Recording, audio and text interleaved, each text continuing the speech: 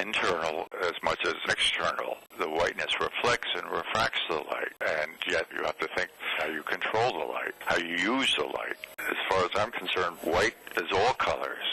You look outside, as I am in my office today, and there's a brightness to the sky, and you can appreciate the density of the blue in the sky because of the whiteness of my office. You can appreciate all the colors of nature more clearly, the way in which the whiteness sort of bounces that color that's all around us. I look out of my window, I see the Empire State Building silhouetted at certain times against the sky, and the whiteness of my office allows me to appreciate that even more. I had a question. Now, your architecture has always been with planes a lot, Right. you know, moving, many compositions. Yeah.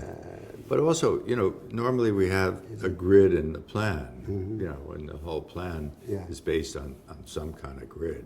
But here the grid is sort of these tilted planes in elevation, but they still have a grid to them. So sometimes the grid collides, and sometimes it's clear. But it's sort of a relationship of these planar elements. So the logic is the same one. Yeah. It's just that the context is somehow Right, different. that's right. So there is no extravagant arbitrarity in a sense. No. It's the same discipline and twisted by the fact of moving it, moving the grid in such a way that they collide in a sense. It's fun. It's fun. I must say that to do your books is for me, the greatest joy for two reasons. Number one, first because I love the architecture that you do tremendously, and then because we are friends. Yeah. And so, working for a friend is much nicer. We've been doing these books since the first one, and that goes back a How many long years? time, the 70s maybe. It's 1972. The first volume. The first and the last Oh, are always the best. I can talk with knowledge about. Then I know every project, and there are a lot. You know, it's 6 books times 50 project per book between one thing and the other, which is an average on the short side. It's 150 projects. No, more. 300. 300. 300. 300 projects. 300 projects, and many of them are with models.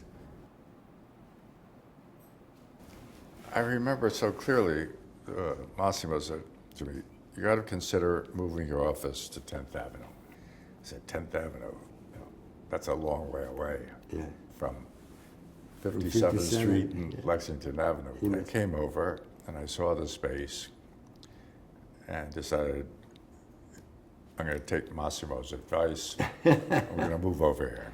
I remember. It's all because of you. Yeah, when we came over, there was no building, there was just a field next door.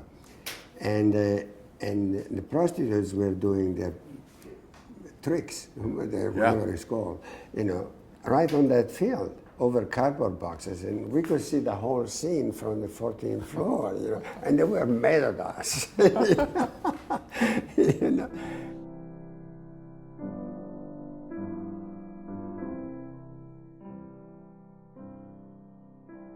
I've lived and worked all my life here in New York, and we sort of chose this location, but Massimo did and I did afterwards, because of the way it relates to the rest of the city. You're on the edge, as it were, here on the west side, and yet you're looking and seeing the city all around you. And the light and the openness of the spaces here allow us to really appreciate being in New York and seeing New York in a different way than we would if, say, we're in the middle. Being on the edge somehow lets us truly appreciate the quality of what's going on around us. Here's Massimo. He's right at the end.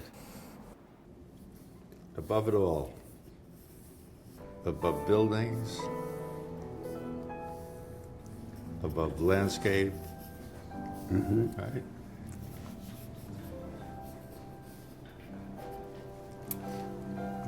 Above the sea.